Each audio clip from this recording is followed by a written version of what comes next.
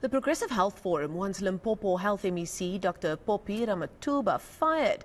Ramathuba was recorded berating a foreign national in a Bela Bela hospital.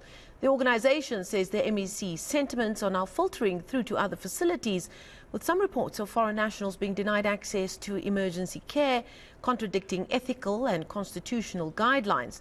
Let's bring in the Progressive Health Forum's Professor Alex van den Heever, who joins us virtually from here in Johannesburg.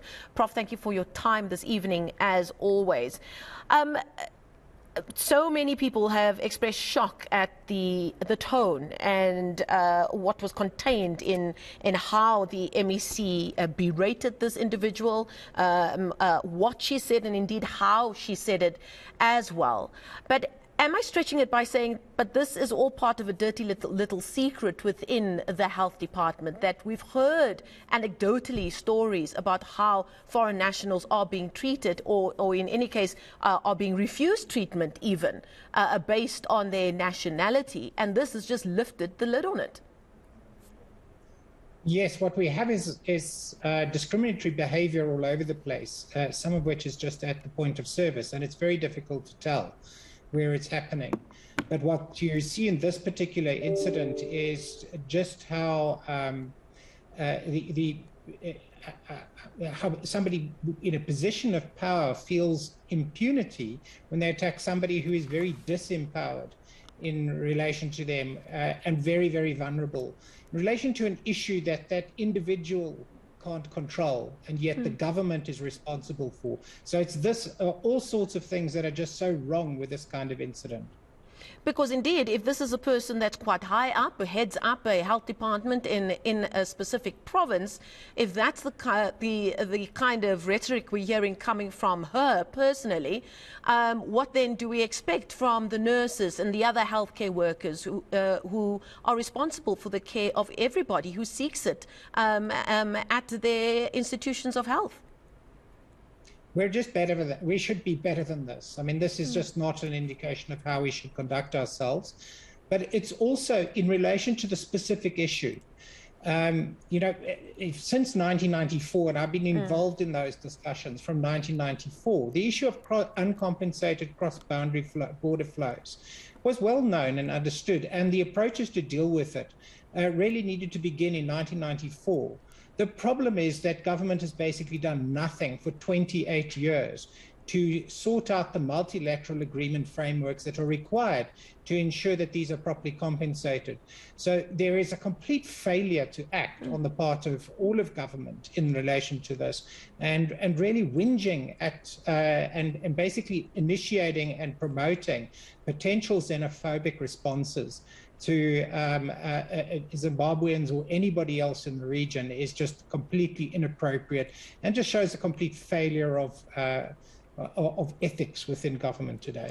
Well, speaking of which, I mean, in your statement, you say that the MEC appears to also wrongly believe that her oath of political office trumps her ethical undertaking. Now, ethically, you immediately think of the Hippocratic oath. I was even wondering if healthcare workers still take that oath and if it does mean anything to them. And she, MEC is Dr. Phophi Ramathuba, I'm assuming, of health, and would have taken that Hippocratic oath. But then also, as an office bearer, as an elected politician, that should add an even thicker layer of her needing to be aware of everything that she does and says in that position.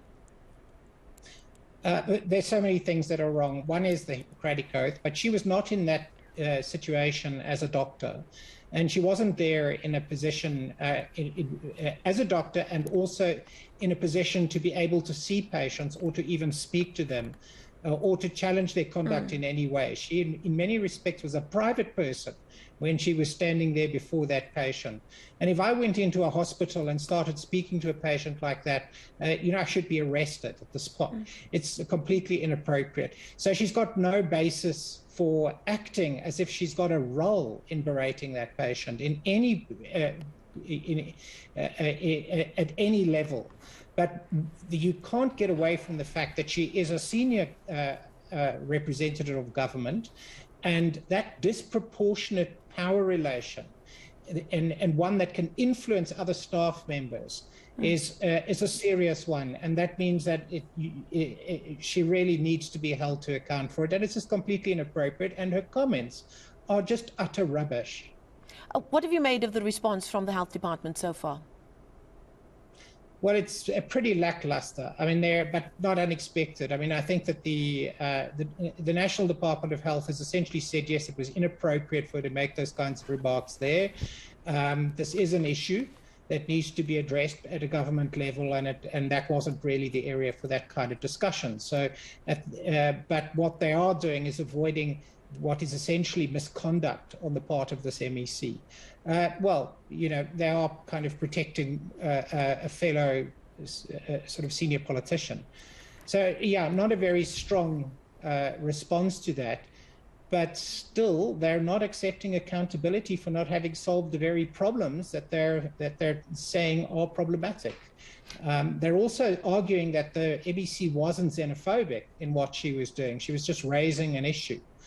I think that issue is being raised within the context of a lot of challenges to government at the moment for how they're running provincial health services. And this becomes a distraction. This kind of shift into this is because of somebody else that we don't control. People from crossing the border illegally, and that's why our health services are in disarray. And so this conversation, this sort of narrative that it's because of them, not because of our conduct that the health services are performing badly, and that it's because of our conduct that we have uncompensated cross-border flows, is then not part of the conversation. It's just avoided by just raising the issue of foreigners.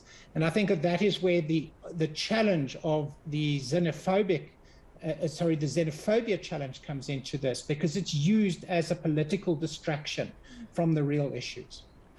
Just one final question before I let you go. You brought up the lack of frameworks to regulate cross-border healthcare, those agreements going back to 1994.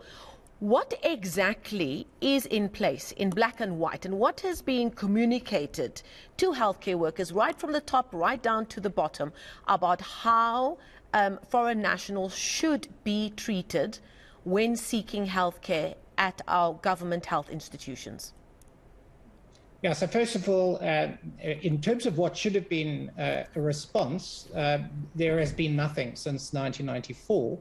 What we've tended to have are fairly defensive responses from government, in which, in some cases, and this is now beginning now within the Gauteng Department of Health, where they're saying that they want to charge these patients in the hospital.